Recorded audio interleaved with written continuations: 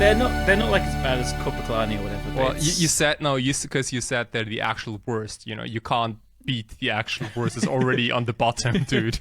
But they're like, I don't know, they're just like melodic stuff. Okay. You guys keep going on if you No. want to. Hello and welcome to Everyday Eternal number 170, your favorite, most deceptively named bi-weekly legacy podcast. If you want to get more news about which bands Kai is about to see and Callum actually hates before he even hears you can support us on patreon.com/everydayeternal. Guys, this episode is going to be interesting because we didn't really commit to like always doing this video, right? And we're certainly not going to always do these episodes that require video for the even better experience. Like we got a lot of feedback for the last episode. I want to say people across the board absolutely loved it. Some were like skeptical, like is this always going to be video? Like we can't tell you. Like we just felt like, hey, let's do a video. This is kind of cool. Like for this episode, I don't think it enhances the experience beyond just our beautiful faces, as opposed to like the last episode where there was like some extra additional value. Yeah, but anyone listening on like Spotify or whatever, like they'll be able to follow along. You know what we get the most often? Like when people they see something that they're like, ooh, I expected you to look completely different. And the funny thing to me is like for a lot of podcasts that I listen to, when I see the hosts for the first time, I'm also like, okay, I completely had a completely different image in my mind. Like there's this one podcast I listened to and I expected the guy to be like this Californian surfer boy with like a shark tooth around his neck and like always naked and everything. And then it was the complete opposite. What podcast do you listen to? Yeah. That was the CEO podcast. Is that what completely unnecessary podcast? Yeah, is that what people said about us then? Well, yeah, pretty Californian much, right? Beach Boys. Yeah, that's us. Yeah. Who lives the closest to the sea? I guess Callum does, right? I mean, he is literally surrounded by water. Yeah, his entire country. So Yeah, it's a couple of hours. Yeah. Guys, what have you been up to? Did you get to play a lot of Magic lately, or did you try to get into secret clubs again? I've played tons of Magic. So yesterday we had LLM, and I'd just like kind of until last week I'd been playing a league or two here, like trying out different painter splashes and just whatever. And the last week I played like 10, 15 leagues, which is a ton for me in a week, like way more than usual. Trying out all the different things. So I know I was enjoying it. Like I've made my feelings on grief known, and I won't go into it again. But I don't know. I had fun like trying new things. I'm playing like Wastelands and a Crucible of Worlds, which is a nice little package, which is fun. So I've had some fun games like locking Delver out under Ensnaring Bridge and just Wasteland Crucibling them, which is really fun. I feel like they deserve it more than any other deck. So wait, I missed the first part. Which kind of deck did you play? Painter, but just playing With Crucible Wastelands and with Wasteland. Crucibles. Yeah. So it's not my idea at all. Like someone in the Discord had it, and like Robert played a few leagues, and then it's like, okay, in mono red you have enough red sources to kind of cut a city, add a 20-second land, and then just replace a mountain with a wasteland. And wastelands are just good. Like it's just a great card to play, and you have enough colorless cards that you can cast off the wastelands as well. You have enough red mana, and then there's one Crucible which I don't. I think I'm going to cut it. It's more like cute than good, but against control, like rebuying Urza Sagas and stuff, and against Delver, right? Wasteland, Crucible Wasteland, like it's pretty powerful. So that's what I've been messing around with. I tried some other splashes. I tried Short Kicks. I thought I cast Enlightened Tutor and didn't want to finish the league, but I don't know. The best testament for like what it feels like to be casting in like. I told you about this right earlier this year, where at Isata of Rising, I watched somebody play Enlightened Tutor for Lotus Petal, and just. Oh wow! I'm not even gonna comment on whether it was the right or the wrong play. You just like die so many times over when you see that. That's like a mana rock with suspend, right? Almost. Even worse, I'd even say. It did win a couple of games actually. Enlightened Tutors for Lotus Petal, which is weird, but really, yeah. But I don't know. Like I tried a bunch of different things, and I was really keeping myself open. I even tried like a mono red version with like 3 LEDs, like a really turbo version, because the idea is the grief decks don't actually play that much removal. So if you can play really fast to the board, then like they can't really stop you very well. They're really dependent on like stripping your hand, and so I don't know. I was messing around, but like in the end of the day, Fable is too good, so you just play like a normal version. So I played that at LM yesterday. It was an ELM qualifier, so I kind of like thought there's an extra incentive to do well. I didn't do great. I went 4-2 in the end, which is not too bad, but I started 1 and 2. Lost to like Bant Stifle, a Dreadnought in play. I just didn't have an answer to it. Like I didn't have the bolt for the Thrall, and yeah, it just attacked me a few times. And the other loss, And I guess like also remember. Velda doesn't do anything against Dreadnought, right? Like they gotta have some artifacts in the I mean, graveyard. if you got a Welder in the graveyard and If they have two Dreadnoughts, it's okay. yeah, I was gonna say, like if they have a Dreadnought in the graveyard and want to play, you can basically kill both. Yeah, I had my out was I got 2 grindstone activations on them to find another Dreadnought, but I didn't hit it. That actually came up, but I tried. That's kind of cool though. Like if you pull that off, I'm like that. I mean, if they have Thrall still on the battlefield, it doesn't really matter, I guess. But it essentially doesn't. You don't get attacked as long as the weld is active. Yeah, it's basically a Maze of Earth at that point, right? Yeah. Kinda. Yeah. But no, I had really fun. Like I beat Delver by like just double wastelanding them in game 3, and they don't expect it. It's not on the radar, like right. So like they had a DRC turn 1 with a bauble milled the land, and then they got wastelanded, and then Dude, they get so wastelanded again. It was like, well, okay, I'm screwed. Dude, they get so greedy with their keeps against Silver. Like you gotta punish them sometimes, right? But like wasteland is not a thing in Painter, right? So I don't blame them. Like they had 2 lands, they don't need more, and then so it was interesting to play with. So I think. Yeah, Wasteland is a really good addition to the deck. I'm going to keep playing it, but I think when I cut the Crucible, it's like some games it's just not right in the matchup, or you draw it and it's just a 3-mana do nothing thing. Some games it's insane. I beat Scam by having Wasteland, Saga, and then a Crucible, and they could grief everything they wanted, but they weren't having lands or anything. So it could do some cool things. Anyway, ELM qualifier. It was really fun. So who took it down actually? We had my friend Ibby on Mono Black Helm, which is actually like so well positioned as well, but he's been jamming it for like the last year or so. He's a lovely guy, so I'm really happy for him. So he won it with Mono Black Helm. There was Painter, like normal Mono Red in the finals, and then the rest of then we had Breakfast in the semis. We had You also saw like Moonstompy by Tommaso. No? D&T in the semis. Yeah, dude. And that Wait, was Jamie. Tommaso? Which Tommaso? From Italy. From Italy. Yeah, Italia. And then in the rest of the top 8, just in the quarters, was Tommaso with Red Stompy, Francis with other Francis, another different Francis with Cradle Control, and then friend Jasper with another Painter, and Daniel with 4-color Control. I'm gonna give up on making you guys try to say the last names. People are gonna be like John, Tommaso. It's fine. You're right. Sorry. No, it's fine. So I didn't write down the surname. So like by this point, if you don't know who Tommaso is, actually I misunderstood you. I thought like you were saying Tassone, like Lorenzo Tassone. I was like, wait, he came to Element again to like take it down? No, not this time. Not this time. Awesome. Yeah, it's super fun. Like pretty diverse top 8. There was one grief deck, and it did win, but. But no, there's only one out of we're the gonna top get 8. to the showcase challenge later on. Surprise.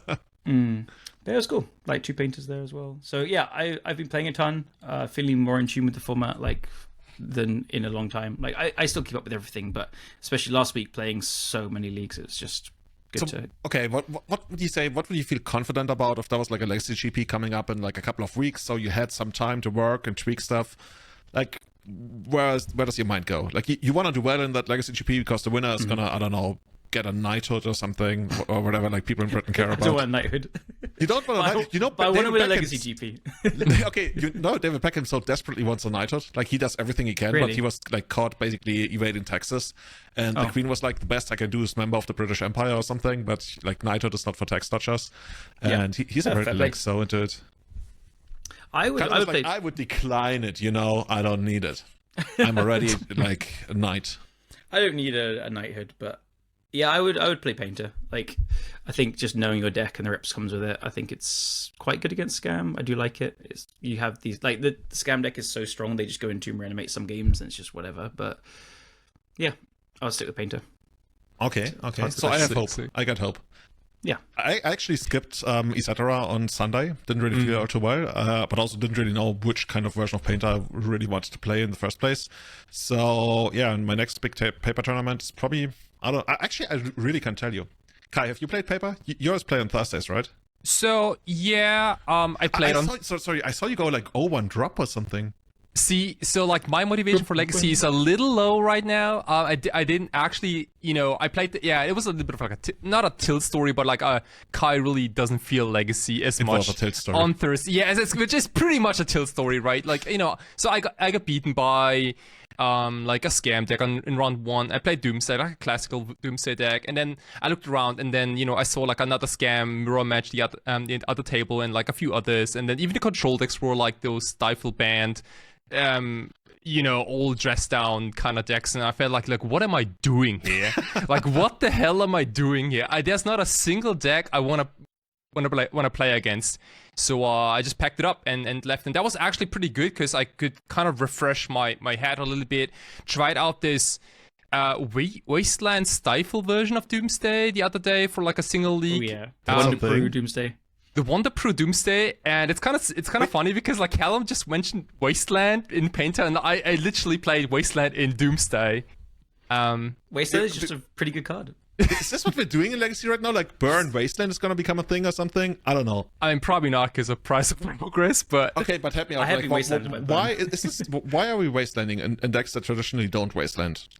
So that's the tricky part, right? Like, it doesn't make a lot of sense, I think. Like, in Painter, I can kind of get it because Wasteland still casts a lot of spells, like a Fable, for example, but in Doomsday, it literally does not cast a single spell except hard cost Ace. You're not selling me on that. Yeah.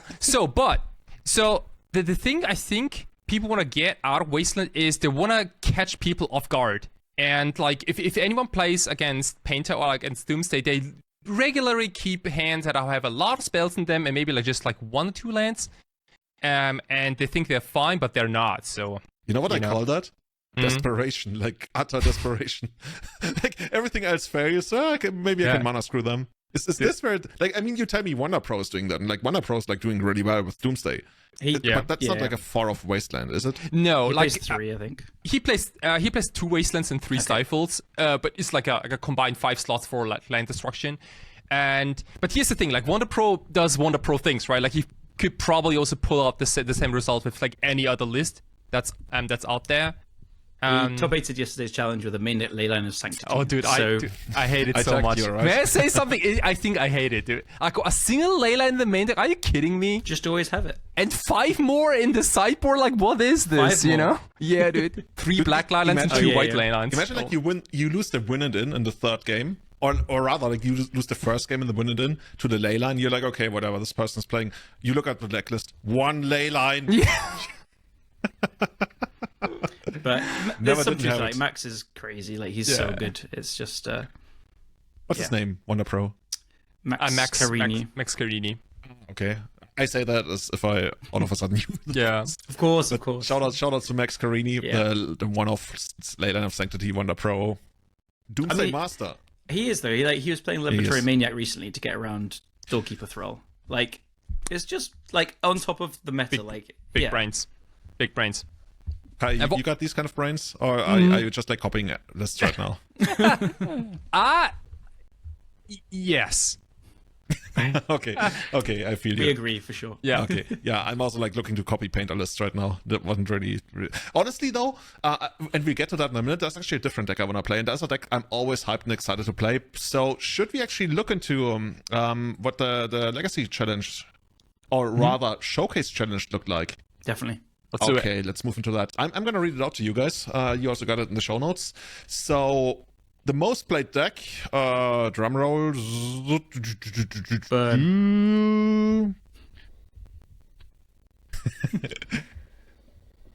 It's going to be Blue-Black Rescaminator. Who would have thought that? No way. That's crazy. It's 14% of the meta game. Like, this is not good. That's lower than I expected, honestly. I thought it'd be 18 to 20. Oof. Every 5th player? Yeah, like holy I smokes. think it's quite accepted as like the best deck, like, and it has been for a while. And showcases always attract the people that play every format and stuff, and they'll gravitate to the best deck. Like, it made so much sense that you would just see it everywhere. But I mean, it wasn't. I also saw it everywhere in leagues, right? That's why I'm kind of sick of some of the leagues. I even played a challenge where I think I haven't told that story yet, have I? Maybe. I recently played a challenge, and I just played Blue-Black Scam, or Blue-Black Rescaminator, and I think I had a win and in the last round. I was like 4-1. I don't remember. 5-1, something like that. No, 5-2, I believe. Anyway, so it kind of worked out that way that if I had won, I had okay chances to make the top 8, and I literally didn't play my last round because I was like so pissed off like playing that deck, and I walked away and I totally forgot about the challenge. And when I came back, you know the feeling, right? You come back, you're like, there was something, and then there's like the screen blinking on the bottom of your task thing, and you're like, oh, and you go in and yeah, okay, you lost. You're turns so out, into it. Had I won, I would have been 9th place anyway, but at least I would have gotten a top 16 out of it. All right. But I was miserable playing Blue-Black Rescaminator, like absolutely miserable. And that's why I completely forgot about it last round. Oh, but yeah, not going back to that deck anytime soon. But I'm actually excited for Rock Delver. And I'm always excited for Rock Delver, and I'm just so happy that the deck also is performing very well. It's the second most played deck in the Showcase Challenge. 23 copies, which makes for 12% of the metagame. And both Rescaminator and Delver had pretty good win percentages there, right? We got Rescaminator at 57%. Like, for the most played deck, like, we see these kind of numbers usually for lesser played decks, right? Because there's just like some kind of variance. I mean, there's still variance at work, of course, here, but 57% win percentage for the most played deck, excluding mirrors, of course. And it totally has a target on its head. Like, everyone knows it's the top. Yeah, but Exactly. it has a target on its head, but nobody has the bullets to shoot it. Because you look at it and you're like, what exactly am I trying to do here? Like, this is exactly what we said like but a few episodes episodes is not good ago. enough. We were like, how do you attack it? You bring in Graveyard Hate, and then they play a Douthie and attack you. And... Exactly, yeah. It's pretty rough. Maybe a Loxodon Smiter that they have to pick or something. So you just play Obstinate Bales and Loxodon Smiters. Like, and mulligans like and White else. Leaf Leeches and things like that. I mean, power creep, that kind of effect. There's more. There's like Dodecapod as well, so we can get up to 16 copies of this card, of this effect. Peon or something. Yeah. Yeah. I mean, okay, cool. you open your hands, just like all of those cards. The opponent is like, okay, what can I do? So yeah, 57% for that, but also Rock Delver, the good guy in the format, 55% win percentage. Third most played deck, Red Stompy, also known Dragon Stompy, 47%, which is kind of interesting, right? Because XJ Cloud and Max Torsion, they went to the top 8 with it. So they already like tried to push the win percentage of it, but overall it still was only sitting at 47%. So they were talking about it today, and XJ 8-0'd the Swiss, and Max 7-1'd, and Max only lost XJ in round 5. Exactly. Right. And so they worked it out that the win percentage of the deck without them was 38%. So they got up a lot. Dude, so the deck performed badly. It is crazy. I think it shows some testament to kind of how good they are and how the deck is a bit harder to play than people led on. I've always said that the deck is a lot harder to play than people. I agree, especially for the sequencing of lands and stuff, right? Yeah. Like the deck is well positioned, and it wasn't really a secret. I think we kind of like. I feel like you just say the deck is badly positioned, and like a minute later said the deck is like well positioned. I think it's well positioned, but you think that's right? Well. Oh, you said it did badly outside of those two guys. Okay, but overall it's well. Yeah. Okay, it did badly, but I do think it's well positioned. Oh, deck's great. I think like the deck has a legit chance to consistently beat Blue Rescaminator. I think like what's it called? The Unlicensed Hearse, the playset in the main deck. Yeah, absolutely. Charles of the Void, that sort of stuff. It's actually not that bad. Like if you can jam any of those in turn 1, it's good. The Hearses are great against Delver as well. It's just the mirrors are a complete crapshoot, I guess, as well. Like people don't want to play that, but. Basically, what I gathered from Twitter was that Max actually said that the big, he called it vision innovation, and then he got a lot of shit for it, was to play 4 copies of the One Ring in the main deck.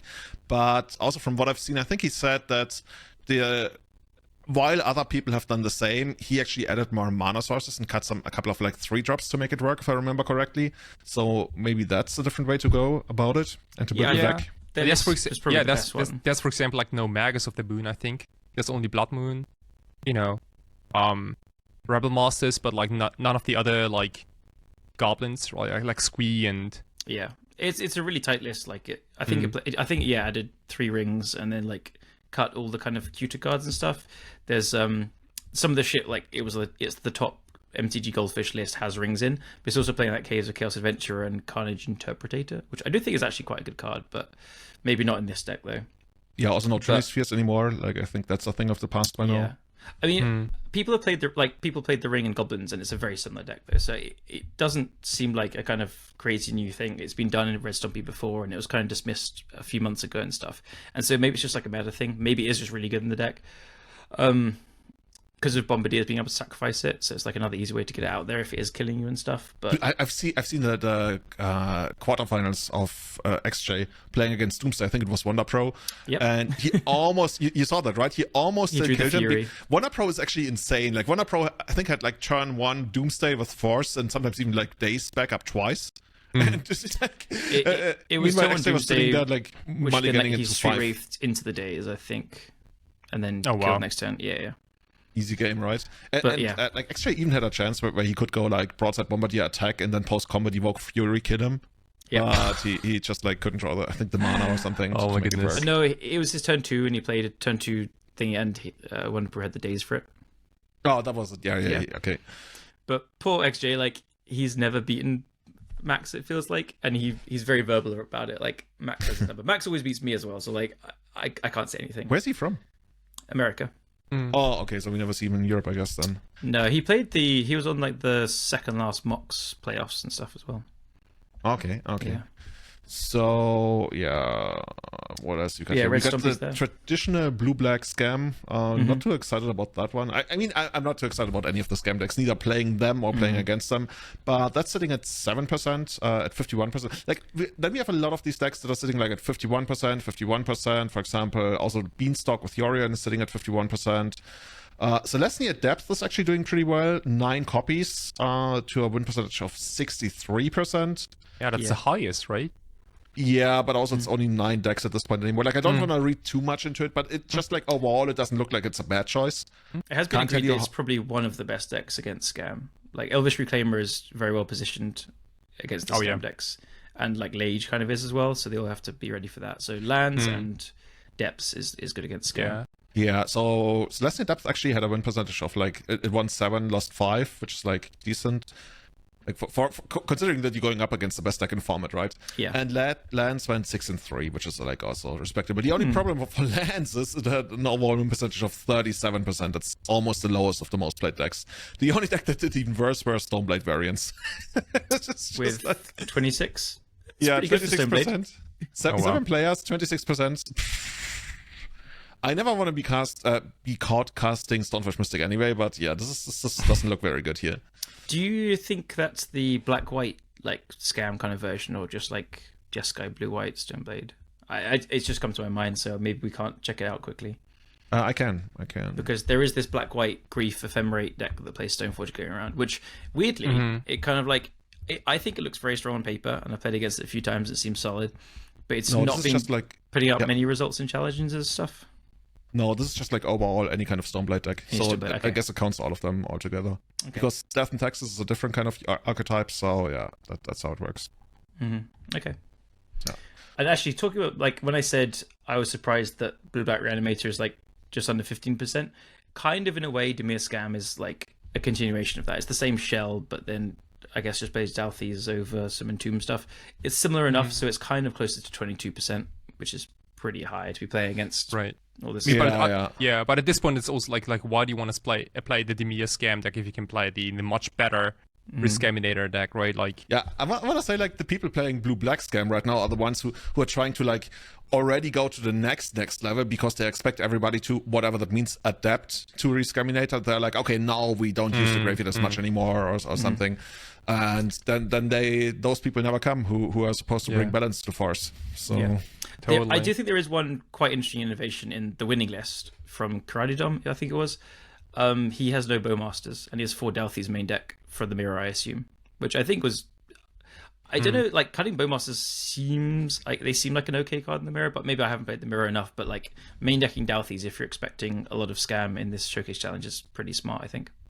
oh wow, that's wild. Like given that you need a couple of answers for your opponent's Bowmasters, right? But do you really though? Right? Yeah. Like I don't think you for do. Ponder, it's not that big a deal. For Brainstorm, it is, but that's also a little You just bit more pitch the flexible. cards to your forces when they have Bowmasters. Or maybe you just side out your brainstorms, maybe. No, Kai, are you drunk or something? I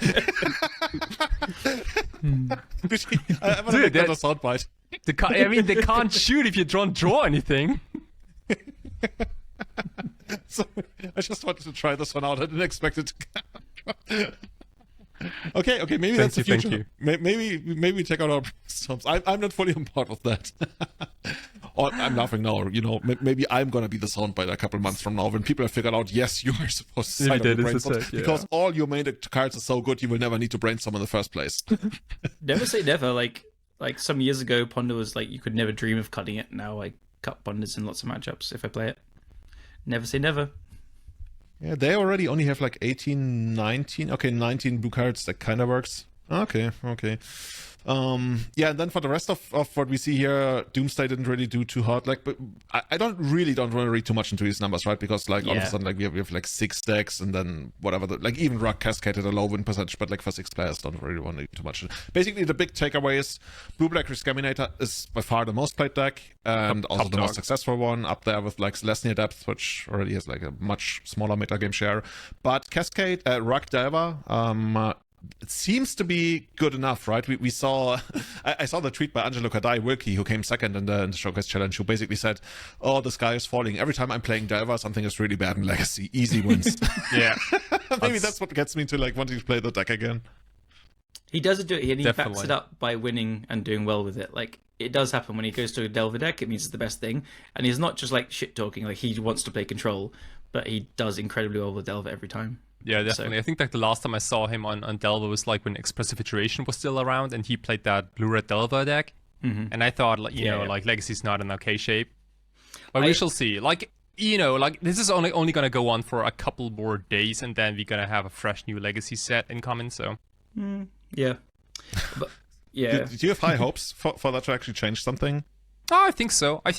There will definitely be a couple of cards that will shake things around, you know, just make maybe like older archetypes a little better right now, and vice versa. No, my big hope is just, I keep going back to that, right? A Scavenging Ooze as a card, like something that can be big enough to be a force on the board, but also like try to hit incremental graveyard advantage thingies. Dude, you're literally talking about Reclaimer right there. Yeah. It does both. Yeah. That's the good thing about Reclaimer, right? Like it is sort of like a Grafdigger's Cage sort of effect, but it's also like a 1 mana, 3/4? That's insane. Like that's one of the best creatures, I would say, like right now. Yeah, so good. It's super well positioned. It's insane. Okay. And speaking of new cards coming up, do you want to take a look at some of the spoilers coming up? Like we selected a couple of cards here that we thought might see play. Like you guys were, I think, more optimistic about some of these cards than I am, but I also picked a couple of ones that I think could actually do a thing in Legacy. You picked a card I think is terrible, so it's gonna be great. Oh, dude, I picked more than one card that's probably going to be terrible. Okay, fine. But there are some cards that like I think I've seen people say it's really good, and it's fun because like I said Breach wasn't that great when it first came out, so we'll get some sound bites. But this is also like the podcast where it was mentioned that Oko was not the best for Legacy, right? It was barely limited playable. So we'll see. The card Oko probably not playable in Legacy. Yeah. Shout out Sarah Glanton. I just want to say like the prediction average on this podcast is like quite low. Dude, I'm not gonna sign that.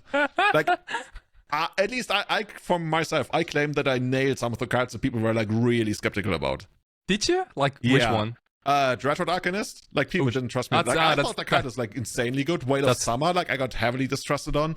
And then there's a couple more that I actually can't, like those two come to my mind right away because of it. Like am I being like, as the kids say, gaslighted or something? Like I think the card's actually insane.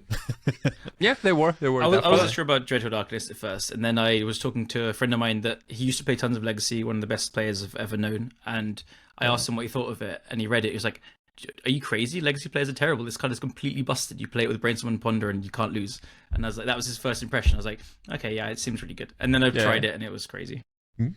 Yeah. Sounds like we talked. Man. Okay, Kai.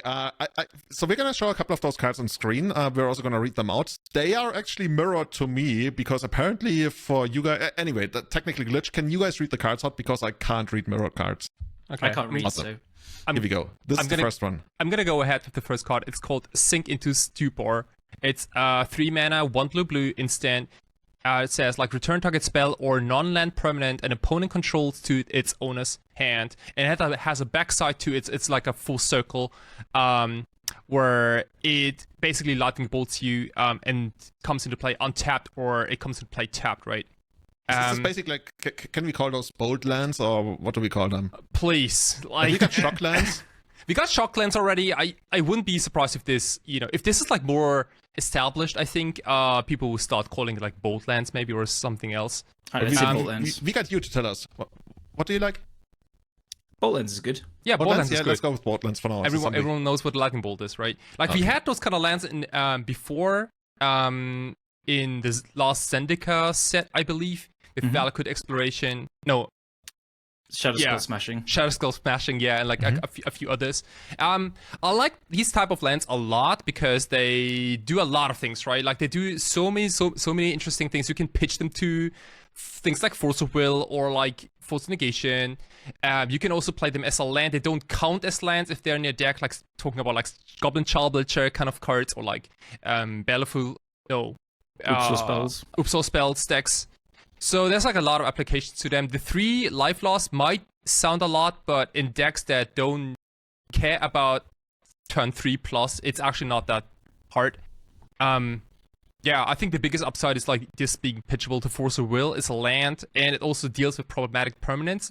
And I don't know about you guys. I think this card might see some play in blue combo decks if they want to get rid of like problematic permanents in game 2 and game 3. Which kind of blue combo decks are we talking about here? Because I'm not seeing it, honestly. But I'm very skeptical about a lot of these cards. Yeah, I was thinking like Omnitail, for example. I don't know if it fits Sneak and Show, but like any combo deck that goes like beyond turn 3... Question mark? No, I honestly, like, maybe I'm the Debbie Downer here. I don't see that being a thing.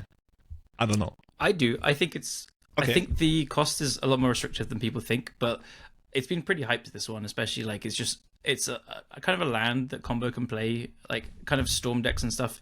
There's my thing is like if it was 2 and a blue, it would be so much better. Obviously, like it's a big difference. But I think the bolting yourself can come up. But what it does is frees up a ton of sideboard space and have main deck answers to some of these decks. So I think it may find like a really good home in some like Storm variant. And it also like increases the blue count, as you said, for Force of Will, where that's usually a hard thing for these decks to do. Like they want to play the Brainstorms and Ponders, but then there's not many other blue cards that a combo deck may want to play.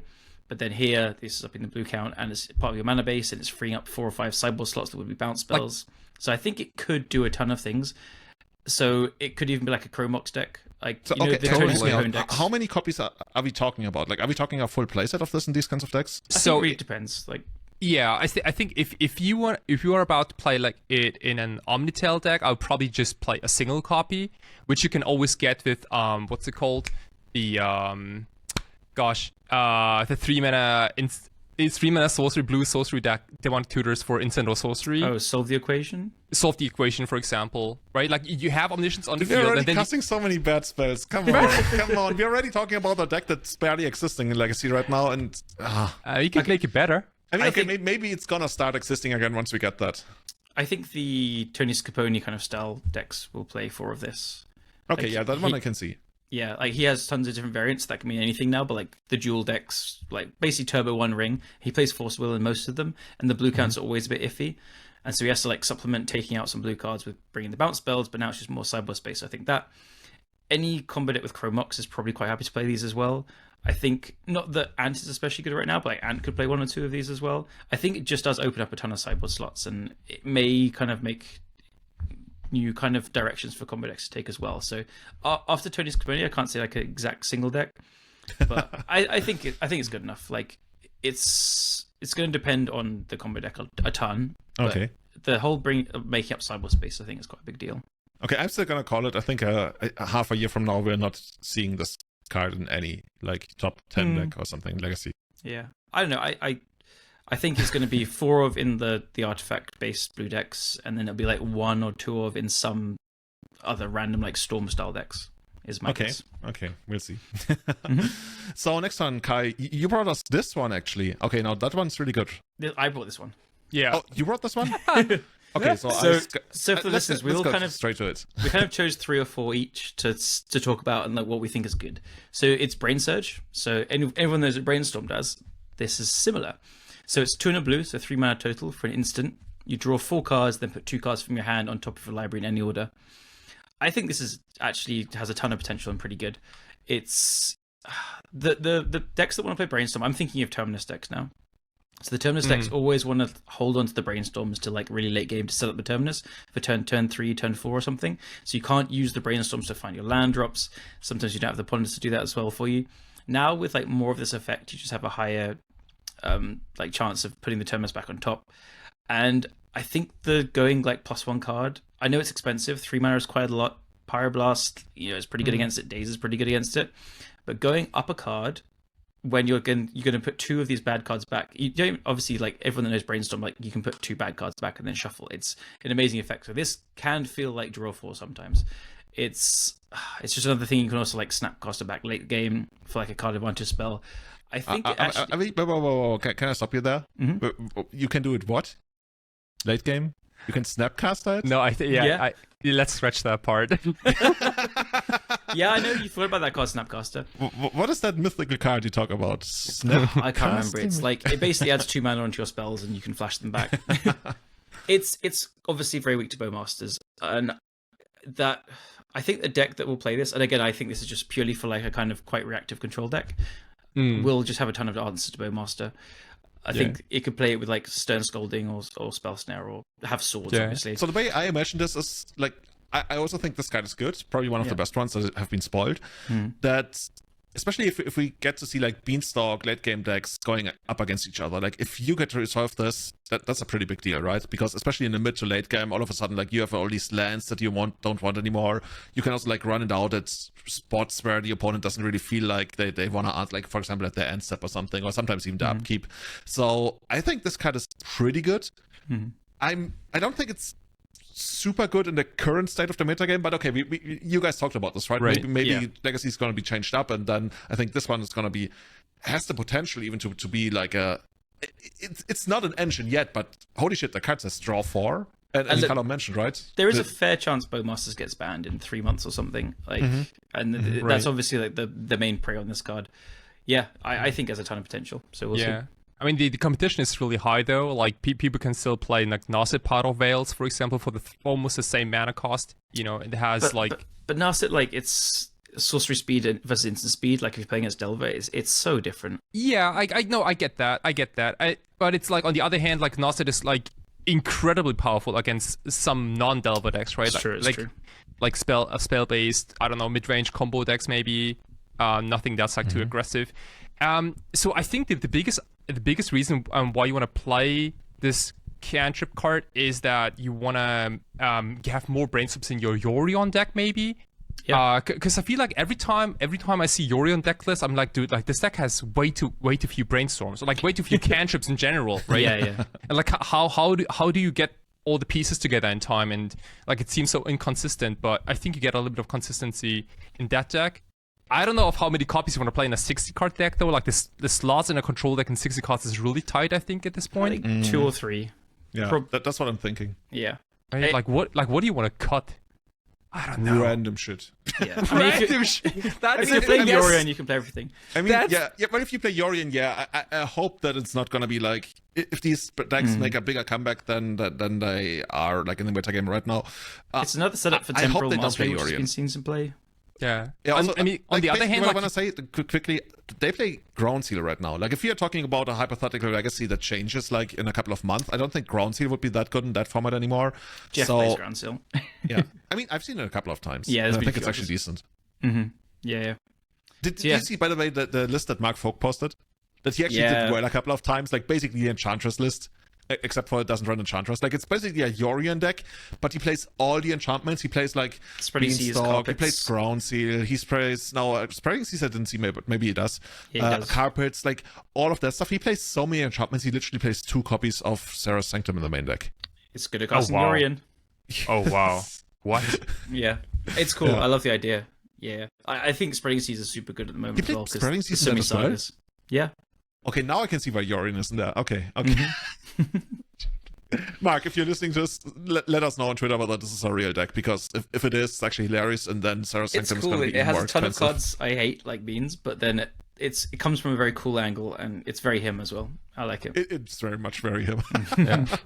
Basically, he's been trying to go over the top of Beanstalk decks for a while now, right? But we will see whether that's a thing. Okay. Yep. Callum, are you ready for your well, it's first official card. We already heard that you had Brain Search, but Cool. now we are going to go into this one. Detectives Phoenix. All right, this is a cool one that like I only read it a couple of days ago or a few days ago. I was like, oh, actually, I think this is quite good. So it is 3 mana, 2 and a red for a 2/2 enchantment creature Phoenix. It has flying and haste, and then it has bestow. So there's a bunch of words here.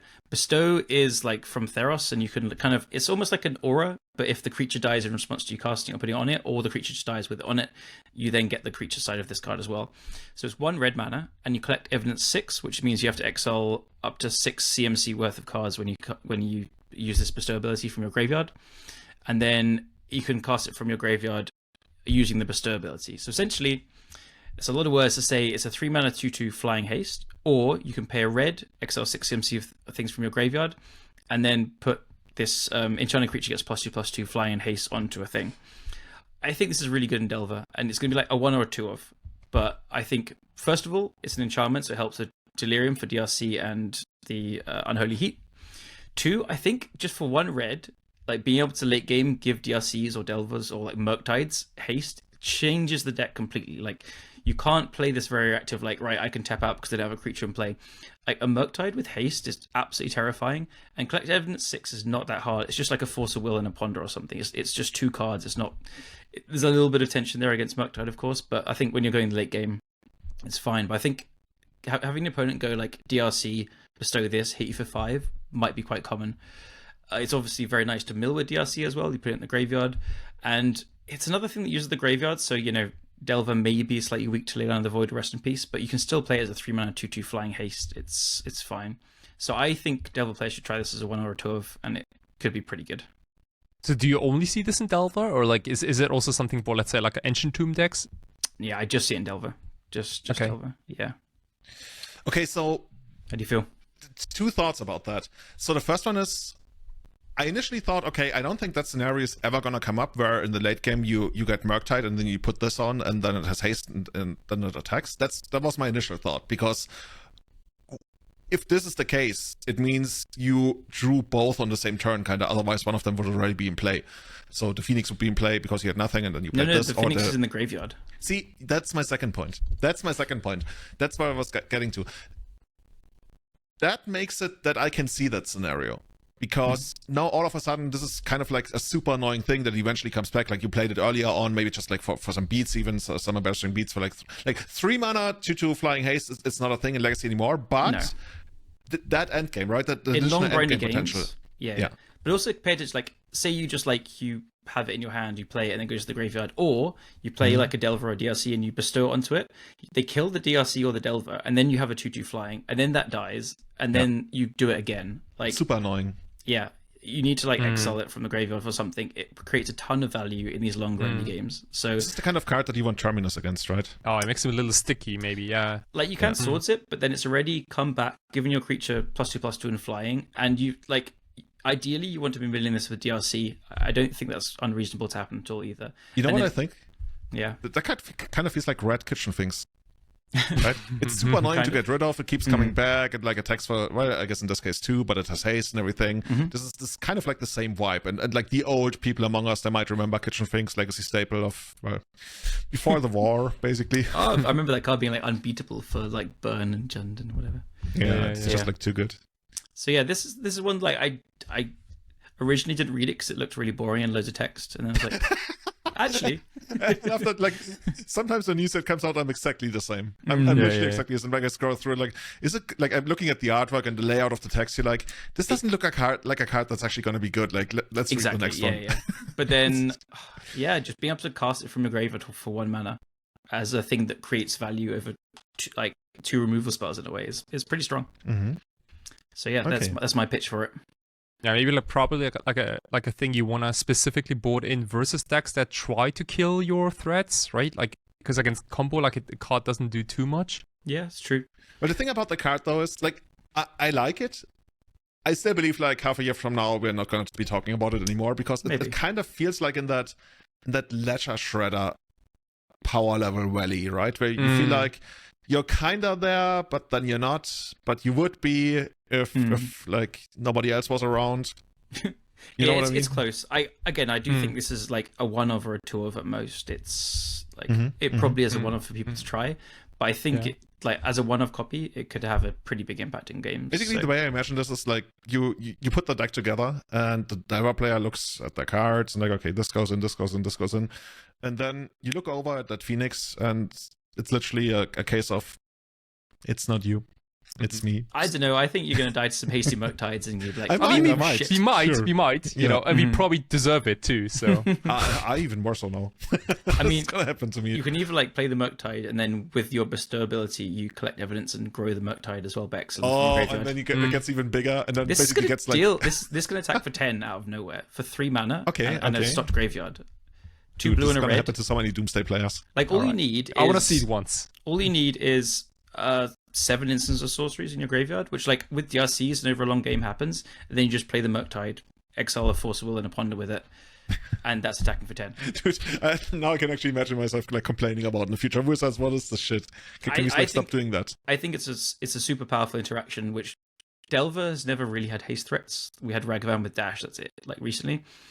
I think it just adds this unknown factor to that a lot of decks, like Doomsday might just die if they do pass the turn piles, even if they've countered or like, you know, kept a clean board. It's more risky. It just brings an unknown factor to the deck as well. So okay, we will see. We'll see. Well, yeah. Okay, so here's another one of your cards. Let's go into this one. Oh yeah. So this is amazing. It's more of a role player. So it's you're showing the land at the moment, but the main side is Witch Enchanter, which is a very funny joke on Disenchanter. Witch Enchanter? Oh, I can't believe I didn't get that answer right now. Really? They even said it on stream. It was like a joke about that, but it's funny. So it's 3 and a white, so 4 mana for a 2/2 human warlock. When Witch Enchanter enters the battlefield, destroy target artifact from enchantment and opponent controls, and it's a bolt land on the other side.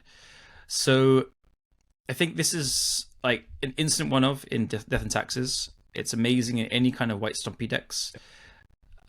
It's just going to be like if any kind of combo decks play white as well, in a similar way to the blue bounce spell. Like I think it's just a very low cost to kind of have, especially I guess Oops might like kind of try and go into the white lands and stuff with the black lands. But you know, you can recruit with the guard for this. You can recruit with the guard for a land essentially. I think this will probably go into vintage like white initiative stompy decks and stuff as well. It's just a very powerful effect to have a disenchant on a thing that you can tutor for quite easily, and then it's just a land. I think could even be like a big enough boost to like white Chromok stompy decks that, you know, it rises again. Does it want like the kind of disenchant effect that badly? Like, what are the enchantments and artifacts you want to get rid of? There's a lot. Like, almost like not the ones we can get rid of. Like, what are the ones that we actually feel like, dude, now we can actually solve this? Does it exile? Does it hit the ring? No, just destroy. Destroy, okay. There's a ton of artifacts and enchantments in the format, like beans and sagas and stuff, and animate dead against scam in a way. I don't know. There's just a lot around. I think, this is just like putting it out there. I think it's just the instant one of in D&T, and then there might be other decks that play it. I mean, Death and Taxes fortunately already has Lauren of the Third Path, which kind of does the same thing. It doesn't, but it's not a land though, right? Like if Death and Taxes specifically wants to ramp up on their third turn. But you know the really cute interaction? You play it as a land up until the 3rd turn, and then you play a Flicker Wisp, and you flicker it, and it comes back in as a creature. And then now we're talking. Okay, now we're talking. Like, I was skeptical until like recently, but okay. I wouldn't see that coming actually. That's cool. I'm liking it. Yeah, cool. Yeah. And that's like in time to hit a saga on opponent's turn 2 if they play it turn 1, if you're on the play with a Flicker Wisp. And I think D&T is often like sometimes like stuck on lands, so being able to recruit it for a land is pretty legit as well, I think. A land that you can then flicker later, it's it's cool. I think it's a very good card. I don't think it'll have like an instant home other than D&T, but I think it's so good in D&T, and we will see it in other places as well. Is it more like a sideboard card, or would you actually like consider it for the main? D&T 100% main deck. I'm really? Like, I'm clearly not a D&T player. Deck, okay, they can play all their weird stuff. Okay. Yeah, but I think it's not going to like make new decks out of it, but any deck that wants this kind of effect will play a ton of it as well. It's just like, really, really good. Right, they're going to toss out like 1 planes and put this in, right? Dude, I still remember when we played like War Priest of Thune in D&T. You guys Yeah. remember what Pierce of Doom? Yeah, 1 white, 2/2, destroy an enchantment, ETB. Yeah, basically disenchantment when it comes to play, right? Kind of. Pretty bad. Yeah. So now I selected a couple of cards of questionable playability, but this one I saw on Twitter, people actually like going on about how good it is. So let's see what Callum thinks about it, whether this is one of the bad ones. I think this one's terrible. You guys want to read it out? For me, it's mirrored. Go on, Kite.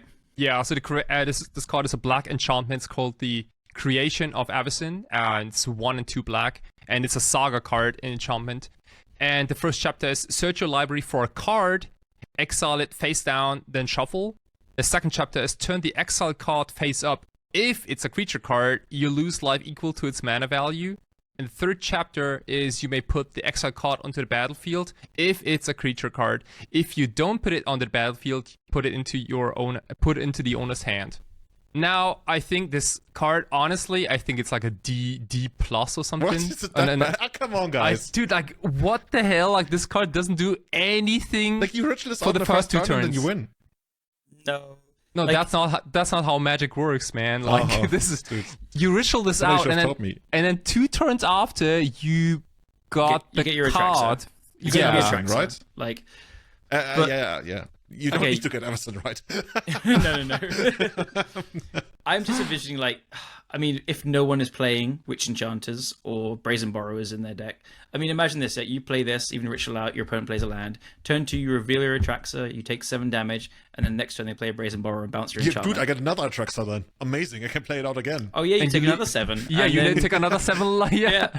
Yeah, I mean, fuck. And like, look, if no one's playing enchantment removal or like bounce, whatever, it's like okay. Max Carini, Wonder Pro, called it a slow and tell, which is quite funny. Slow and tell you. Yeah, nice name. But it is very slow, and it's very, very punishing to like have it bounced or removed on turn 2 after you reveal the creature, even like turn 2, turn 1. Like, it's I slow mean, I and don't think painful. it's gonna get bounced or removed very often in Legacy. I would think. I don't know. Man, But yeah, But I mean, yeah, and even if that's the case, like it has the same downside as any suspend spell, right? Like the Profane Tutor, for example, which is a legit demonic tutor, has suspend 2, I think. Dude, no one plays that card but because this one basically has to spend 1, right? You don't need to get a creature. Am I reading this correctly? No, you can get another card and put it in your hand. yeah, you can get it 2 another turns card if you later. want to. Basically, yeah, it's basically like what's the best comparison? Grim Tutor, kinda. But Minus- delayed. No, it's a Profane Tutor. Has Yeah. 1 and a black Yeah. suspend 2 with No, demonic for me tutor. it's more like Grim Tutor, but delayed by a turn because like the 3 mana thing and you lose some life. It's like both tutors. It's basically They had a Yeah. baby, yeah. adaptations of both of those. That's true. Yeah. Right. And like it also suffers from the whole like Containment Priest can stop it kind of Is stuff. there no thing like is there no mono black deck where you go Dark Ritual and this is like one of the things you ritual out on the first turn, and then like sure. you set it up in a way that like the third turn is going to be really bad for the opponent. Doesn't need to be one of those Atraxa cards where you lose like so much life. Just like something that's okay, but then you get nothing else out of it, I guess. I mean, if the Saga then flipped into something, It's good enough to get some people. Like some decks can't beat it. Right. Turn 3 Atraxa coming in. Like that doesn't sound that powerful really for Legacy, Yeah. does it?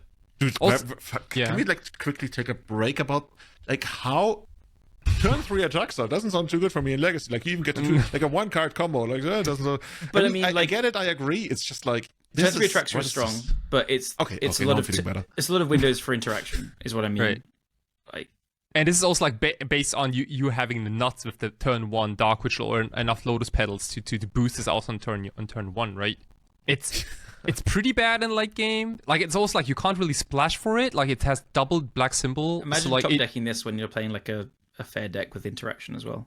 I don't think that's that bad. Like you still get a demonic tutor out of it. It's just like delayed by a turn, right? A couple of turns. couple turns. It's Like one it's, turn. It's good enough to be tried and played. I'm just calling it that I think it's bad. But people will definitely play it. I don't think it's bad. It's just slow. I Yeah. think. I mean, Yeah, it's not that that equals bad in Legacy. There's nothing worse you can be in Legacy than slow. Like Yeah. you can be underpowered, you can be whatever you want, but you cannot be slow in Legacy. I guess. Yeah. Exactly, and this card is slow. So If the format like went very fair. it's unfortunate maybe. because I love things I can play on turn 1 of Dark Ritual. I love those cards. you but do? I kind of do. But I will say this I think the card is really, really cool. I think it looks cool. It's a cool idea. Like Oh, go this, through the whole is the thing. part of the podcast where we try to like talk up the Try and card make it- after killing it. No, no, no, no. coolness. Yeah. I think the card is not very good, but it's a cool card. Okay, so I get another card. But by the way, this was not the horrible card. Like you said, I picked one of the cards that you think are absolutely terrible. This was not it? Yeah, that was Hyperball though. But yeah, that was it. That was it? Okay. Yeah. So how do you think about this one? This one's banging. Oh, this is a cutie. Yeah. So this is White Orchid Phantom. It's 2 mana, which is double white for a 2/2 flying first strike. When White Orchid Phantom enters the battlefield, disrupt one target non-basic land. Its controller may search the library for a basic land card, put it onto the battlefield, tap, then shuffle. Kind of a throwback to Knight of the White Orchid, I guess. But it's a phantom. I think this is really good. It's hard to say exactly where it's going to fit in. I think Death and Taxes will play it to try. I don't know if it will stay. This is where I was joking before about like not being Death and Taxes expert. This one for sure, I'm not sure. Okay. I mean, you can. It's cool that you can ramp with flagstones with it, which is quite nice. I think against Delver, they don't really play a basic very often. If it's played enough in this, it'll make Delver play a basic. 2/2 flying first strike for 2 is quite good as well. It's gonna like stop Delver attacking. It's obviously not going to get through DRC with Delirium, but it's not embarrassing stats at all. I think it's a pretty relevant effect. It's a great thing to flicker, especially in some matchups. Again, if Delver has like the one land, then you can be flickering it with a Flicker Wisp or Ephemerate maybe. Like, I think it's strong. I don't know if it's going to actually stand the test of time, but I think it's a good card. It's like a big throwback to Leonin Arbiter, Evan Mind Sensor type of like prison, mono white prison aggro type of decks, right? Like we saw those type of archetypes more in Modern, I think, than in Legacy, but like people still love them, you know, like prison out some random opponents for, you know, just make sure that they don't shuffle. Aether Vials, Arbiters, and Mind Sensors. Ghost Quarters. We see. Like the main thing I anticipated about the card is it's basically like some kind of like tactical tool that you have access to at some point in the game if you want to start like hitting the like you get into this like stalemate of a game, especially in Death and Taxes. It happens quite often, right? And then the best way for them at that point is maybe not to generate value through, I don't know, tutoring stuff because there's nothing there, so they just like go work on your lands or something. I don't know. I don't think we will see this card like actually. It's close. It's close. What's also relevant, like from D&T, people are fetching basics very proactively, like to get around Wasteland and like so. Yeah. You know, I think the flavor text is actually putting it over the edge for me. I think that might make it a card. What is the flavor text? Oh, you can't read it because it's mirrored. Yeah, exactly. His oath required no service beyond death, but his honor demanded it. I mean, it's cheesy. Cool. Okay. It's cool. Pretty cheesy. Okay. It's cool. Here's another cool card, by the way. We got this one. I saw a lot of talk about this one on Twitter as well. So what do you think about this one, guys? Oh shit. Yeah, this is probably like one of the most like hyped cards. Hyped lands at least. Like it's called Shifting Woodland. It's a land that taps for green mana. Shift Woodland enters the battlefield tapped unless you control a forest, which is not a hard task. And has a Delirium ability for 2 and 2 green. Shifting Woodland becomes a copy of target permanent card in your graveyard until end of turn. Activate only if there are 4 or more card types among cards in your graveyard. Now, I think like Delirium got firstly introduced in like some Innistrad block, I think. Yeah, it was. Yeah. And this card has, so first of all, like this card has almost 0 downsides. Like the fact that it comes into play tapped unless you control a forest is like, most green decks already play forests, right? Like be Dried Arbor or like some random dual land. But like the Delirium ability of this becoming a copy of target permanent card, like anything, doesn't have to be a land, can also be a creature or enchantment. The obvious one is a certain Ice Counters land card. Oh, like Dark Depths? Yeah, that's the obvious one. So like that's the most obvious way people are going, and like decks that play Dark Depths are also playing land-based cards like Crop Rotation and stuff. So this is a really nice one with Mox Diamond, especially because Mox Diamond can either discard the Depths to then copy with Woodland, or you could play a Mox and just sacrifice it to help get Delirium as well as an artifact. Yeah. And you like 4 mana is quite a lot. I think the card is good and it'll definitely be played. I don't know if it's good enough to like make its own archetype, but it's a very strong card. 4 mana is quite a high cost though. You say 4 mana, but unlike other cards that have this kind of effect, it doesn't need to tap, so it already pays like 1 of the mana for itself, right? You know what I mean?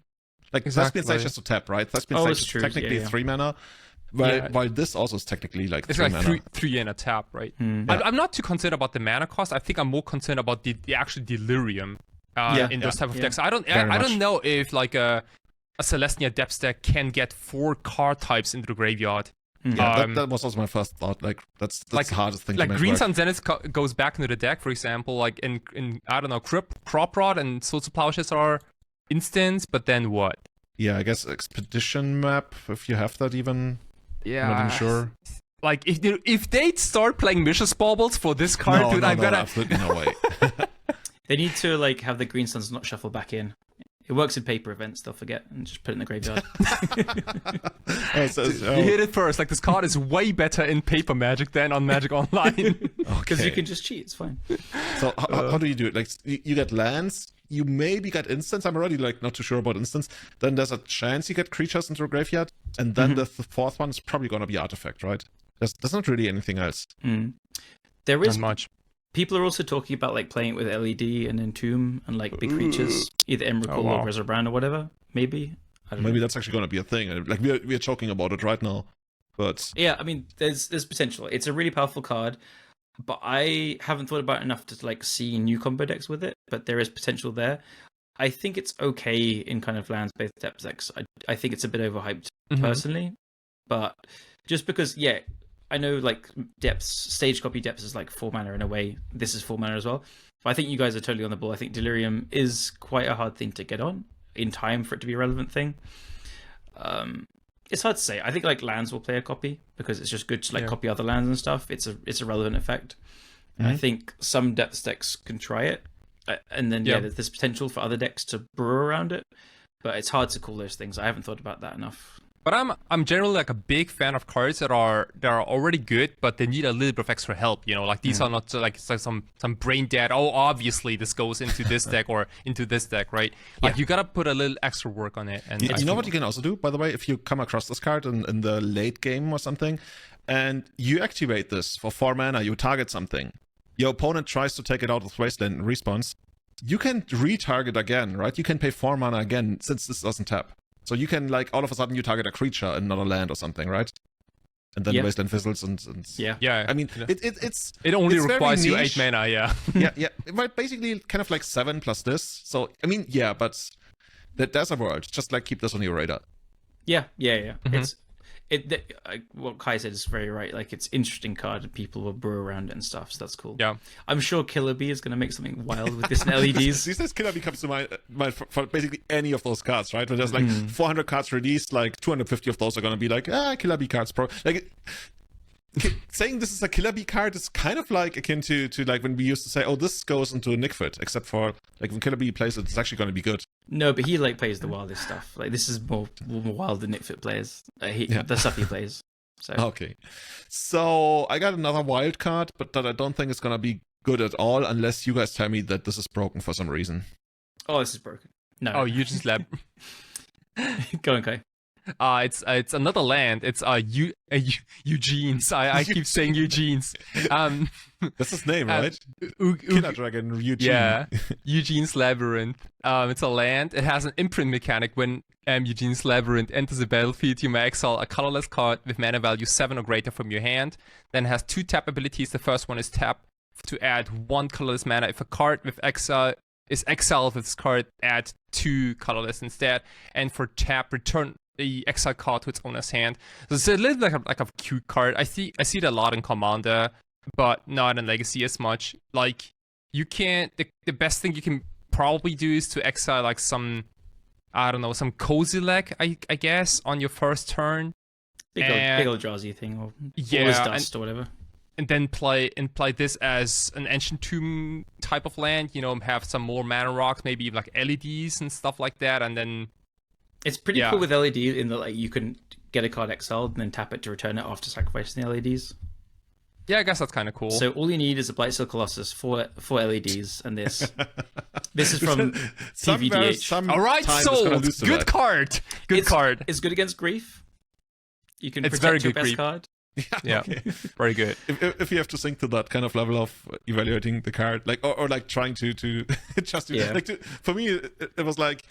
This is kind of cool because technically it's Ancient Tomb, but it's really not. Yeah. So I think like one more application which is like completely off topic maybe is that this card is let's say like it's kind of like a Eye of Eugene which can let me put it the other way. So you can crop rot for this, and this finds you. No, this doesn't find you anything. No, this doesn't find you anything. Okay, you know, no, this was stupid. Okay. All right, if this except from your library, this would be broken beyond anything. Yeah, that's what I thought. Scott. That. Notably, like it's pretty good that like it taps for one colors at least. So like it has a pretty okay flaw. The bad thing is like when you get the card back, it doesn't tap for 2 anymore. But a land that just taps for 2 is obviously crazy powerful. Like Ancient Tomb does a ton of damage to you, and I still think it's one of the 2 best cards in the format. So I don't think it's a see play in Legacy, but it is a good card. I think you'll see play in Modern. It's if there is a deck that's built around like all this dust and some other of these new Eldrazi's that cost 7 mana, it's a good card. You'll play this. I actually did like go in the tank and try and brew a deck that has this, the Null Drifter. There is another new Eldrazi card that's like 2 and a blue to bounce a permanent, and then when you cast a color spell with 7 or more mana, if it's in your graveyard, you just Cyclonic Rift your opponent. I think that's pretty powerful. So there is a small chance that there is this like 7 CMC Matters Eldrazi deck, because they get to play 16 Soul Lands now, which is a lot. Mm-hmm. I don't think it's good enough, but this Null Drifter, World Breaker, there's some good 7 mana Eldrazi, and with they become like 4 drops or 3 drops with a Simian Spirit Guide or whatever. So I don't know, probably not. Okay. So here's another card that like basically has a ton of interesting applications, but also if I had to guess, well, let's put it on screen here. If I had to guess, that's not gonna become a Legacy card. It's just like, you know, I long for the state of Legacy where you see this card and you make something out of it, because the pressure is not as high on every new card that needs to perform to the top level. So this is kind of cool, right? Guys, you want to read it out? Yep. So it's Urza's Cave. It's a land. Surprise, surprise. Land card type Urza's Cave. It taps for a colorless. Always nice. And then 3 mana, tap it, sacrifice Urza's Cave, search your library for a land card, put it onto the battlefield, tap, then shuffle. And the flavor text is, no matter how deep Urza delved, he couldn't escape his regrets. Also, killer artwork. Yeah, really cool. Yeah. I love it. An interesting point on this is at LLM yesterday, a friend Alex was saying he's wondering now with this, and I think there's another Urza's type card in the commander decks for this set, that he's wondering like, at what point does the Urza's land become better than Cloudpost? Because there is Urza's Workshop as well, which like taps for 3 mana, I think it is, if you have like 3 Urza's lands. I can't remember very well actually, I'll be honest. But like we've got this other new one in the set. There's a chance that like the Urza's lands are good enough in Legacy at some point. Like Urza Tribal or whatever you would call it. Like yeah. Yeah. I think you need Metalcraft for Urza's Workshop as well. So I mean, if that actually ever became a thing, at least this one, like for example, Glimmerpost is kind of cool. Like Glimmerpost in the those decks, it helps you out quite a bit, and especially like in the mid to late game, like it can sometimes gain like 8 or 10 life returns. It's crazy. On the other hand, this one gets you the payoff spell, right?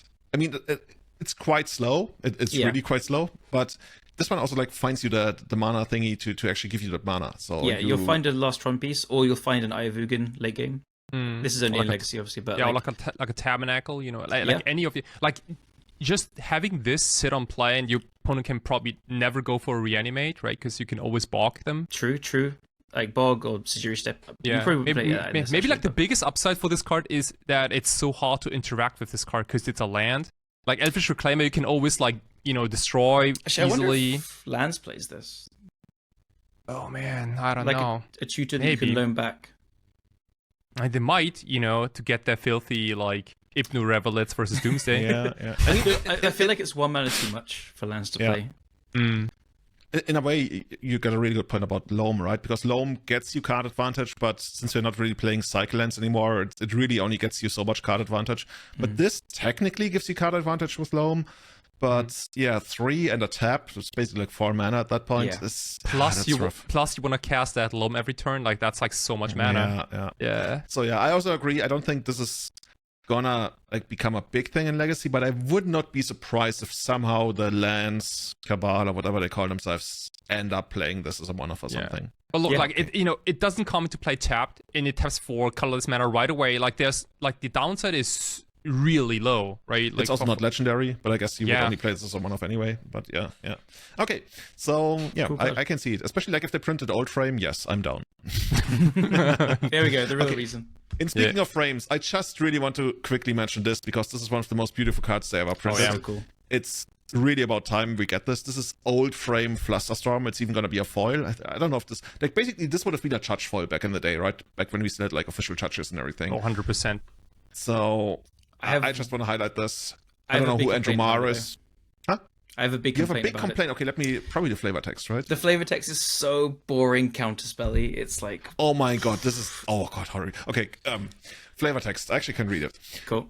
You said you'd hit me with everything you have. Was that all? It's so... This is like 15-year-old schoolyards. Yeah. It's like Yeah. classic Bullying. blue mage. What a blue wizard would say. 15-year-old discovered that their deck with 15 counterspells beat Crusher Worms deck. Yeah. Yeah. And then they lose to Genesis or something. Yeah. That's how it works, right? Yeah. But overall, okay, you said you have another big thing that you don't like about the card, right? No, it's just that. Oh, straight to the flavor text? Yeah. Okay. But yeah, overall, this is what I would play if I played Flusterstorm. I believe love the original artwork so That's true. much, though. So the original I'm artwork is sticking one of to the it. best ones in Legacy. so I think cool. it might be in my top 10 of all times. That's true. Yeah, it's a A wonderful. lot of card. people actually use the playmat. I've that. got the playmat. I have. If they don't have a Savage Harix playmat yet, they use that Flusterstorm playmat. Definitely kept Yeah. Okay, and then there are basically 3 more cards, but they're kind of like a package for me because they're not for Legacy, but they are for Modern. And I only really recently learned about that these 3 cards are going to be Modern legal soon. Like, holy shit, like Wirewood Symbiote, out of all the cards they would ever print to Modern, for like a decade I said, there's no way they print Wirewood Symbiote into Modern because Modern players' brains can't comprehend changing zones being part of an of a cost. Like, maybe we are there yet. Maybe Modern players are evolved enough that they can do that. They will. Like, people are going to Solitude in response to it and then find out the creature's gone. But, like, that happens in Legacy as well. That's true. And the other one is Priest of Titania. Priest of Titania, I remember when Inigo of Impact Returns, like, he sent me that Eladamri card, right? What's even the name? Eladamri Correctal or something? Yeah. Can you guys read out what it does? Because that's... Yeah, so this is a new card. So people probably know Symbiote and Priest of Titania already, but this is 3 mana, 1 double green for a 3/3 legendary creature elf warrior. You may look at the top card of your library at any time. You may cast creature spells from the top of your library. And 1 green and tap 2 untapped creatures you control. So it's going to be 3 total with Eladamri. Reveal a card from your hand or the top card of your library. If you reveal a creature card this way, put it onto the battlefield. Activate only during your turn. It's pretty powerful. Yeah, so basically, when Inigo sent me this card, I told him, dude, because we were talking about Modern already, right? I told him, I think this would be, like, playable in Modern if Priest of Titania was a card. And he was like, dude, it's a thing. Have I got news for you? Have I got news? Did he have news for me? Like, I immediately know what he meant. And I'm honestly, like, never, like, I'm always skeptical about, like, cool stuff, like synergistic stuff, especially when it's like tribal based. But maybe elves is gonna become a thing in Modern again. I want it so badly. Fury is banned. That's good. Yeah. I mean, can you imagine? It's just like it's the quote unquote ultimate ability, right? Where you tap and you put something on play. That's fine. To me, the future side ability is what makes this card. And when you have like Wirewood Symbiote and Priest of Titania in your deck, or like an untapped Priest of Titania even out there, you can like go through your deck rather quickly. Like you don't even need Cradle at this point. This effect is already played in like Modern Elves. There's Realm Waker, which is 2 and a green for a 2/3 changeling, and you ETB you choose a creature type, which would be elves, and it's the same effect. You look at the top card and you can play it. But now you have Priest of Titania. Yeah. Priest is the big difference. Like, it's still not going to be like Legacy Elves because Cradle is crazy. But it does. Priest does add a ton of mana because they play Elvish Archer at the moment. So, but like that's such an upgrade. It's such an upgrade, exactly. Like, people play Bowmasters and like there's a lot of removal in the format. It's Modern is pretty damn hostile to X1s. Then again, like Bowmaster trades for the Wirewood Symbiote. Yeah, it's true. But like, I mean, like trades, but you know what I mean. Like Prowess plays Lava Dart and stuff. The format's pretty hostile. Don't kill my dreams, Callum. I want to build this deck. Do it. I mean, if Fury was still legal, then yeah, it's like there, whatever. But okay. It's not So I could see it. Like priest be the 2-drops in like modern elves is weirdly not great. You've got like Dwin's Elite and Visionary. Is that okay? Yeah, it's that bad. If Dwin's Elite is your card and modern is your 2-drop slot, you have your deck has a problem. Well, Unless because you're you play running at Nettle least Sentinel. Heritage to it. Yeah, you're playing Heritage and Nettle Sentinel as well. Okay. It's part of that thing. Which this is more classic elves. This is what you like. What big creature are you putting in off Eladamri? Hoof or Atraxa? That's just like random stuff. Random I stuff. don't think you would even do something like that. You just like want to get through your deck and maybe Regal even Falls? some kind of like Kamora, Regal Falls? mirror entity killed out of nowhere somewhere. I don't know if you make. I guess you probably do make that much money with Heritage and Nettle Sentinels and stuff. Yeah, the only thing is like when I arrive at that deck that I want to build that deck, like my first thought is like what's the mess removal? Like, right? Which kind of mess removal do I have to beat? Because point removal you can only like point removal basically says your deck is playable or your deck is not playable, but mess removal is where you can like work around. Like if the point removal says your deck is playable-ish, then you work against the mess removal because you can't really work against the mess. There's not a ton. Removal. It's not It's much. Supreme Yeah, I Verdict, think. basically. And Living End, like those cards, I think. But Living End is sorcery speed now. It's much easier to play around. Oh yeah, true. I'm trying to look what else there is. Yeah, I can see it. Let's give it a couple of weeks and then we'll see whether there's a deck, and then I'd actually love to play that. Yeah. Especially, you can go and play your Urza Saga Priest of the 10 Years, or even like your Arena Rig foils. Oh my god. Yeah. Oh man, yeah. Hopefully, modern players are not gonna pick up Brain Surge into Terminus instant speed. Oh my goodness. If they have to, if that's what it takes to try to stop the Elves deck, that's okay. That's okay. Yeah, that's still like 4 But mana. your first Elves tier 1 like, modern deck. I might try it as well. I have a soft spot for modern elves. Like I actually really enjoyed Legacy Glimpse elves as well. So it's I such remember when you played that. Yeah. Yeah. It's such a fun kind of. I love Heritage Druid and Nettle Sentinel and Symbiote and Visionary. Like that's the fun part for me. That's the core, right? Yeah, that's the core. Like that's what I really enjoyed. And so I was playing modern elves when Death Shadow was really good because they just couldn't beat a bunch of 1/1s. Like so you're just like, okay, you're at 4, you've got a 9/9, but like I'll just chump and then like attack you with my 1/1s. Yeah, Timo Battle Rage is how they got you. That's true. Yeah. But when they played the Grixis version, yeah. But it's fun. Cool. Yeah, maybe I'll try as well. Guys, I think that's pretty much gonna be it for us today. I've got one more good one that goes in the best deck in the format. Hit us. Psychic Frog. Oh, That's a big one. That's a big I one. got Yeah. that somewhere. Let me get that one. Cool. I feel very sorry for not showing that on screen, but we got it somewhere on Poor here. little froggy. That's so rude. Poor little froggy. Forget You him. almost like stepped on it.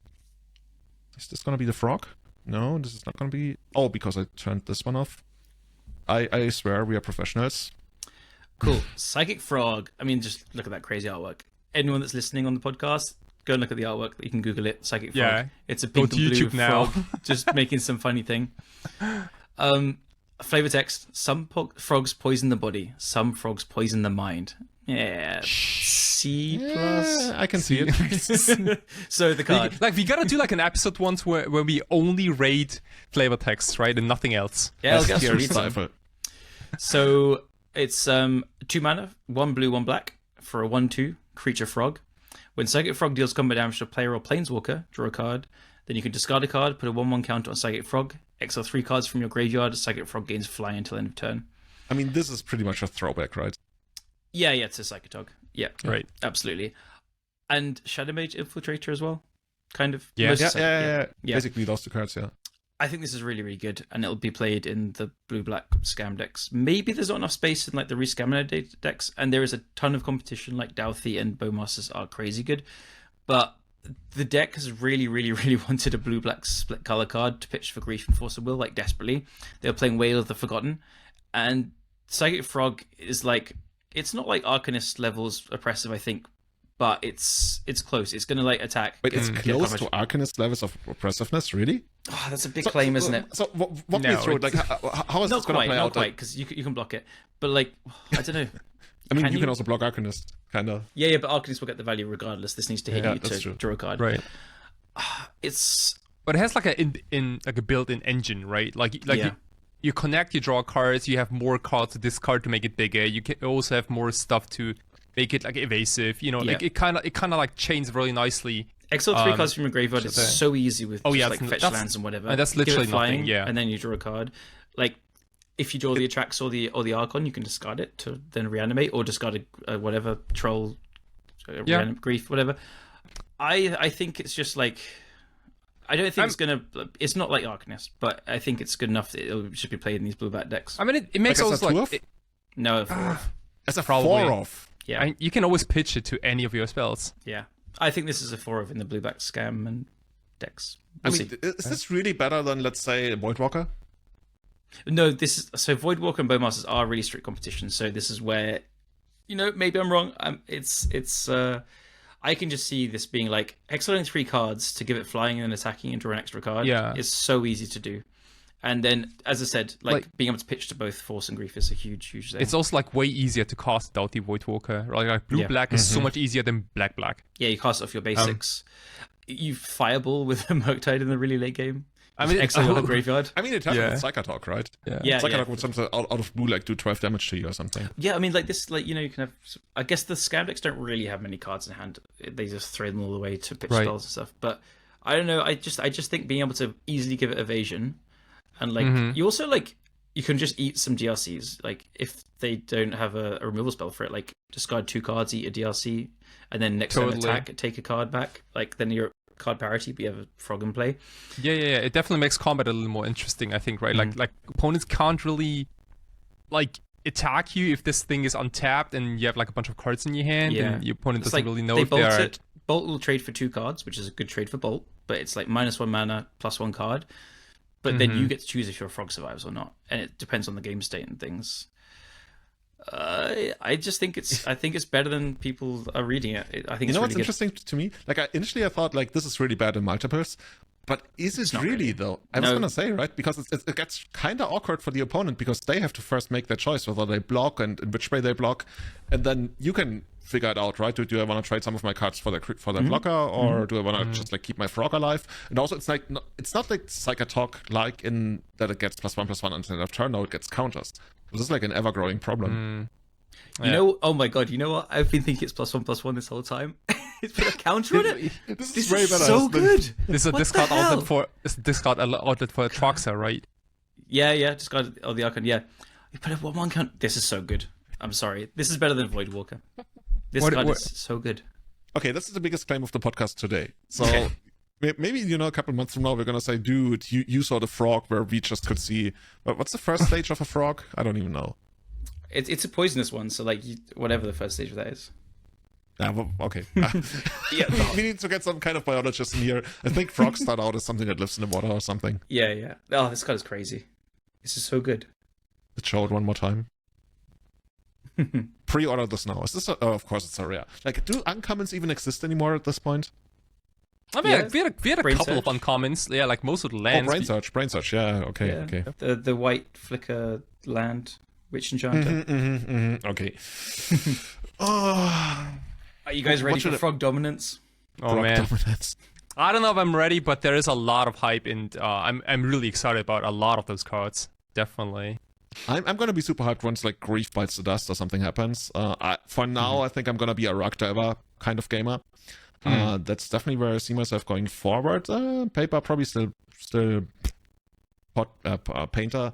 Callum, you will have to ship me a list at some point, because I'm feeling a little lost right now. I will do. Like, if you feel confident about a list, we can also put it in the show notes. Yeah, I'll share it. I need to post it on Twitter, I think. I've got a few changes to make. I did the awful thing. I played 61 cards because I couldn't work out which card to cut. It'll probably be Crucible, but I love Crucible of Worlds, so I don't want to cut it. Didn't you mention, like, didn't we start the podcast by you announcing that you're going to cast Crucible? I mean, this one. Today? Yeah. That I'm going to cut it or cast it? That you're going to cut it? Cut it, yeah. Yeah. It's the right cut, but I don't want to, 'cause I like it. You need somebody to make the decision for you? Yeah. Okay. Guys, did we call it a day here? Yeah. That was a fun episode, yeah, definitely. Okay. You restored some of my hope into the format. We'll see how that goes. Oh, you're going to get griefed into frogged so much. Are we going to be back in 2 weeks? I'm going to be in Greece. We'll probably be back... Yeah, by the mid of the month. By probably on the 17th, I would guess we're going to make the next recording, and then sometime that week and then the week after. Awesome. If we do that, I'll be recording from Italy. Oh, you're going to be... Maybe we should meet halfway. But I can do it. I'm going to Italy for 3 weeks. You're going to set up a studio in, like, Albania or something. Italy? Oh, you're going for holidays, or what are you going to do? No, I'm going to work remotely, and I'm going to Italy for 2 weeks, and then Corsica for a week. So kind of holidays. I was going to just be at house and cat sitting for some friends in Italy. Then they said they're coming back a bit early. So why don't we just drive and get the ferry to Corsica and sit on the beaches? So okay, everywhere around the Mediterranean. You can you also gotta pick an island. Probably you're gonna go to Mallorca or something. I mean, that's where people complain about too many tourists all the time right now. Of course. Yeah.